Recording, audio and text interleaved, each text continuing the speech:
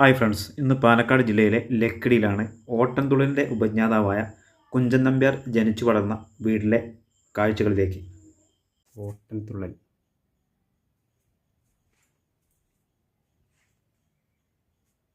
ഓട്ടൻതുള്ളലിൻ്റെ രൂപമാണിത്. പറയൻതുള്ളൽ. പറയൻതുള്ളലിൻ്റെ രൂപമാണിത്. ശീതങ്കൻ തുള്ളൽ. ശീതങ്കൻ തുള്ളലിൻ്റെ രൂപമാണ്.